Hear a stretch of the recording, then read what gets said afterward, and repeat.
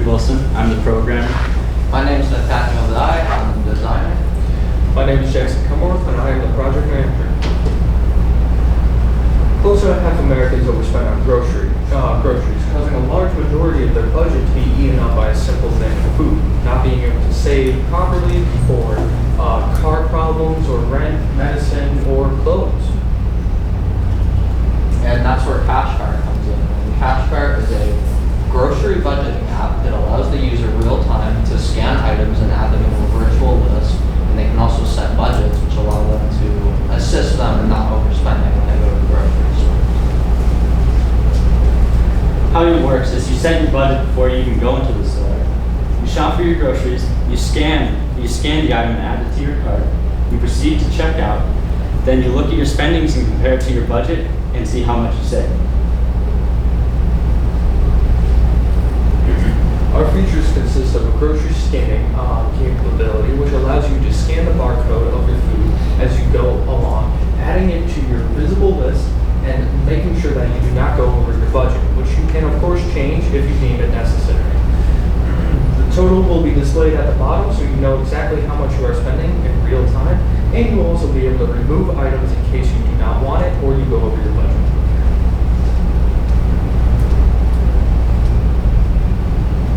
Based off of our survey results, we've created a few user personas that would use our app. Meet David. David is a college student that has many different things ranging from tuition to a car payment, and he only has one job to help sustain him through this and some savings he saved up from high school. With CashCart, he can cut down his spending on groceries so he can afford his car payment next month, and so he can afford to pay tuition and for his textbooks. Now meet Jane. Jane is a single mother who has 2 children and is trying to provide for them on fixed income. With CashCart's pre-made list feature, she can go into the store without having to spend time on making a list, and she knows how much that list will cost before she even goes into the store, so she can worry about her children instead of making a list in which items to get. User data management. The data we'll collect is going to help us recommend our users items that they might like based off of their recent purchases, and it will also help the retailers because we'll be letting them know what customers like or things so that they can have a bit of aid with their marketing or things like that. Monetization. How we'll make money off of this app is by allowing certain companies to purchase small sections of ad space, allowing to recommend users their products if it fits in the things that the user has bought recently or quite often. Our competitive analysis, as you can see, is not a very popular field at the moment and it's still growing. With apps such as Kroger's app, it has a scanner and it has a displayed list, and it does display a total, but it doesn't actually help the user save money or stay within their budget. And then things like apps like Costco does scan the groceries onto a list and does show you. And it does help you find coupons, but it doesn't actually help you stay within your budget, and it doesn't let you set your budget. So you have to use some sort of tracking feature outside of that to help you stay within. With CashCart, you're able to do all of this in one app.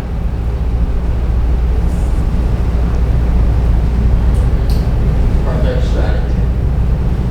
Our future features will include a coupon finder, a user-made preset list, item suggestions, store comparisons, and a POS-based scanning system. Our future plans consist of moving development to React Native to allow us to launch for both the Google Play Store and the Apple App Store, because at the moment we're developing it on Android Studio, which would be only specific to Android-based phones. We would launch at the Google Play Store and the App Store for everyone to download for free. And we would partner with food retailers, which would allow us to connect to the point of service system to get the most up-to-date prices, sales, and coupons available. Through our time developing our app, we've come through a lot of successes and challenges. A few of our successes would be able to nail down our general idea of what we would like to do for our app and finding a proper target audience. We also made a prototype for our app to allow people to test and use, and also being able to network with a lot of people at Snaps and our mentors. A few challenges we had was updating updating our slideshows and improving our overall speaking capabilities while making a proper demo for our app, even though it was a general idea, it was still a bit tricky to do. And nailing down, of course, our target audience. How about you try it for yourself? What I have here is a demo for our app, which is some very basic items. And I will say, the prices of these items are a bit more than the grocery store. So it's a good thing we're not making a grocery store, because then we'd overprice everything.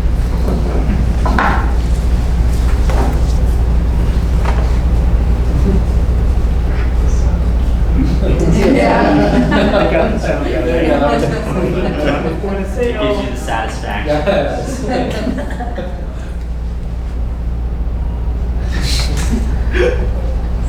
Slow, faster. Press lane. I'm a cashier, it's my job to go fast. That efficiency metric. I look at the cashiers. Skip it, Holly. Definitely need to skip me.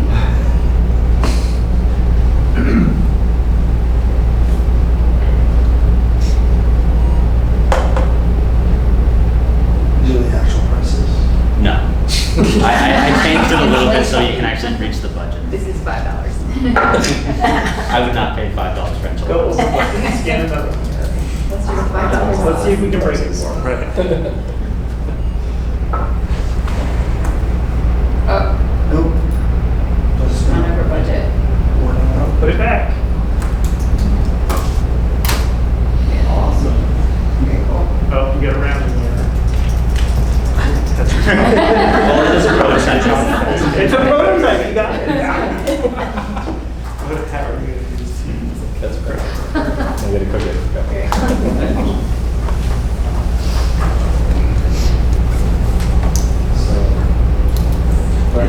Now, is there any questions for us? Have you talked to grocery stores? Oh, we have not, but we plan doing that very soon once we get more of a refined prototype, so we can offer them, show them a proper demonstration. And do you need the grocery store on board in order for a user to use the app? Like, I'm assuming you have to integrate it to their POS to get the pricing? Yes. Okay. I'd be curious, sorry, Brian. 3 inhales, I promise my last question. How do you, maybe the user interviews with the grocery stores would be helpful, but how do you think about the incentives alignment between an app that in theory is going to limit how much someone's going to spend at the grocery store and a grocery store which wants to sell as much product as possible? So what we believe is that a loyal customer is greater than an upfront payment, because if you can get a customer that's willing to go there for years of their life, in the long term, that's much better than having them spend more that one time. That's a a great phenomenal answer. answer. That's a great answer. That was the same question. I had the exact same question. It is a great answer. I'd probably debate you a little bit on that, but it's a great answer. Did you have a question, Ryan? No, I was gonna yes and to Dan. That Yes, one and is. Thanks So- for hanging on with me. Yeah. So my question is really around customer acquisition and how you intend to kind of drive that user base. Because one of the challenges from a brand perspective is if you're wanting to advertise and monetize it that way, is that the brand will want to have enough scale to know that they can reach enough people. So what would be your way to get people, to actually download, use your app versus maybe other players in the market? What we would like to have happen is once we make a deal with the grocery store, they'd want the people to download their app. So they'd probably have at checkout, you could have, try the Publix app, like a little slip of paper to get users to say, hey, I do spend too much on groceries, maybe I can use this. So then kind of building on that, so your approach is, it's a white label app just for the retail, or it's actually built into the retailer's app, like if Publix has an app, or Kroger, or. It would be our own app. Okay. Are you using a database for the EPC codes, or was the demo just the ones that you set up? Right now, it's just the ones that we set up. We get all the data for it from the POS system. That's where we get everything. Really relying on the POS integration, right? Yes. So is any of your data held local on the lab or on the app or? Right now, or? Yes, Right now, yeah. Yeah, it is pulling from a database that I have. okay.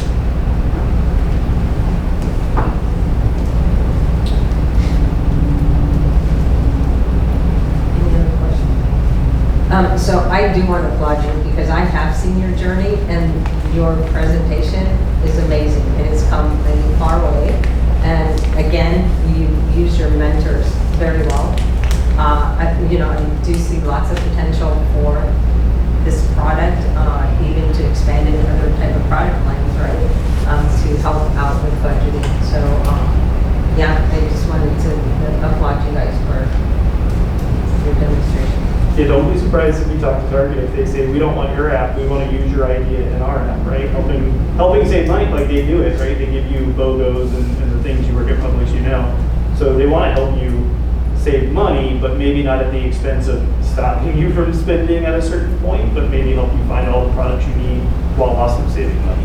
Hey, try the Publix brand instead of this brand, or hey, there's a coupon for this, go get our flyer, because if you get the flyer, maybe you're gonna find something else you can buy at a discount this week rather than next week. So I think there's some synergy that can be considered around that.